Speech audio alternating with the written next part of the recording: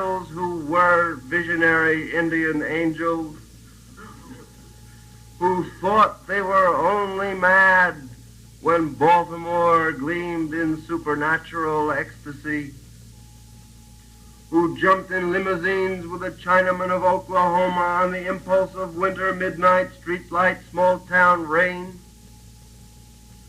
who lounged hungry and lonesome through Houston seeking jazz or sex or soup and followed the brilliant Spaniard to converse about America and eternity, a hopeless task, and so took ship to Africa,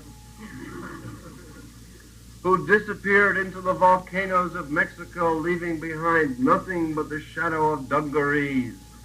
and the lava and ash of poetry scattered in fireplace Chicago, who reappeared on the West Coast investigating the FBI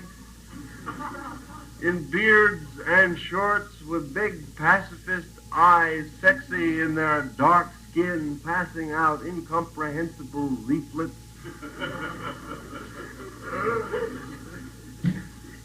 who burned cigarette holes in their arms, protesting the narcotic tobacco haze of capitalism,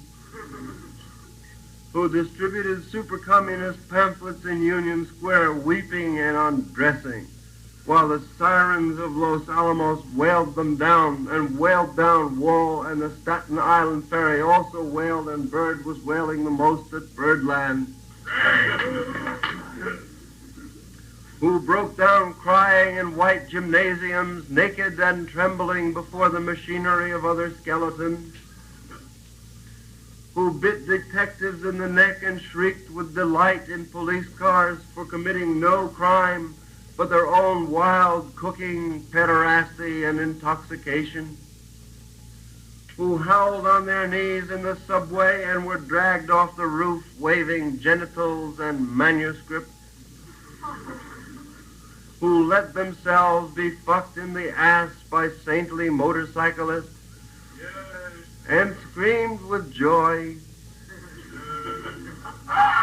who blew and were blown by those human seraphim, the sailors, caresses of Atlantic and Caribbean love,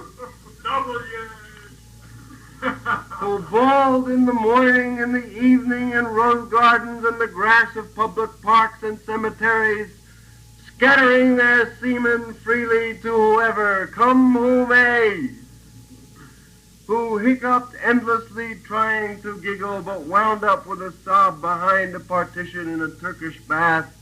when the blonde and naked angel came to pierce them with a sword, who lost their love boys to the three old shrews of fate, the one-eyed shrew of the heterosexual dollar, the one-eyed shrew that winks out of the womb, and the one-eyed shrew that does nothing but sit on her ass and snips the intellectual golden threads of the craftsman's loom, who copulated ecstatic and insatiate with a bottle of beer, a sweetheart, a package of cigarettes,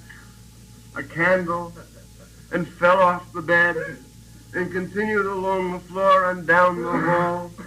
and ended fainting on the wall with a vision of ultimate cunt and cum illuminating the last jism of consciousness,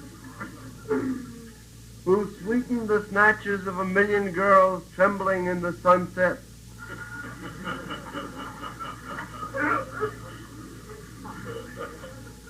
and were red-eyed in the morning, but prepared to sweeten the snatch of the sunrise.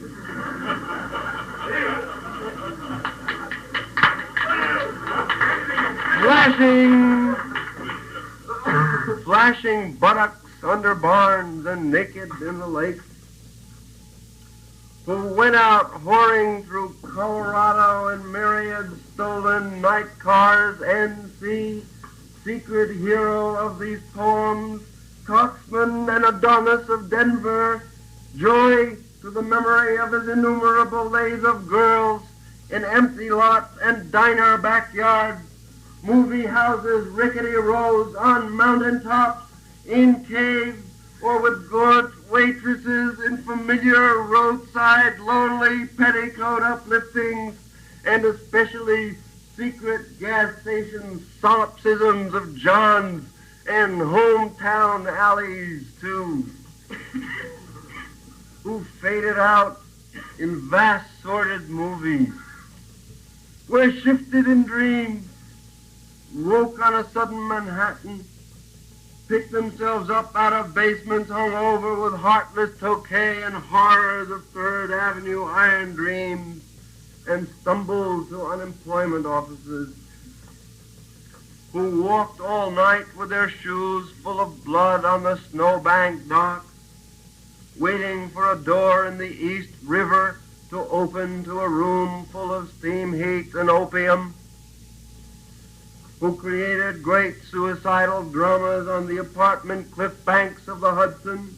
under the wartime blue floodlight of the moon, and their heads shall be crowned with laurel in oblivion,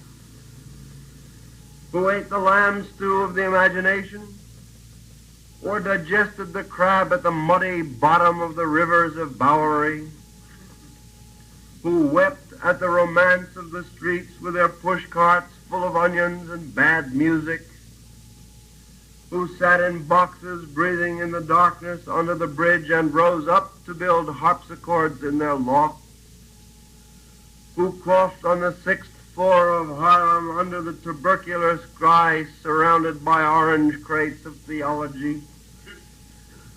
who scribbled all night rocking and rolling over lofty incantations which in the yellow morning were stanzas of gibberish, who cooked rotten animals, lung, heart, feet, tail, borscht, and tortillas, dreaming of the pure vegetable kingdom, who plunged themselves under meat trucks looking for an egg, who threw their watches off the roof to cast their ballots for eternity outside of time, and alarm clocks fell on their heads every day for the next decade, who cut their wrists 3 times successively, unsuccessfully, gave up, and were forced to open antique stores where they thought they were growing old and cried, who were burned alive in their innocent flannel suits on Madison Avenue amid blasts of leaden verse and the tanked-up clatter of the iron regiments of fashion and the nitroglycerin shrieks of the fairies of advertising and the mustard gas of sinister intelligent editors, or were run down by the drunken taxicabs of absolute reality, who jumped off the Brooklyn Bridge. This actually happened.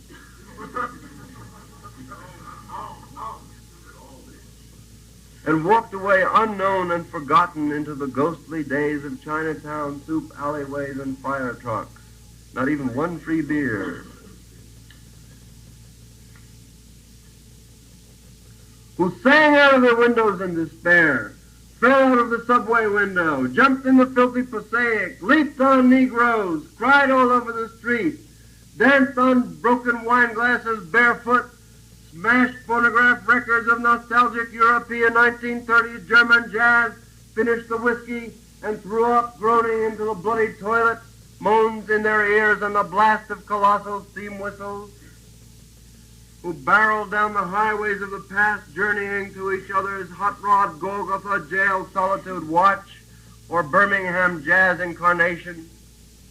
who drove cross-country 72 hours to find out if I had a vision, or you had a vision, or he had a vision to find out eternity, who journeyed to Denver, who died in Denver, who came back to Denver and waited in vain, who watched over Denver and brooded and loaned in Denver, and finally went away to find out the time, and now Denver is lonesome for her heroes, who fell on their knees in hopeless cathedrals praying for each other's salvation and light and breasts until the soul illuminated its hair for a second,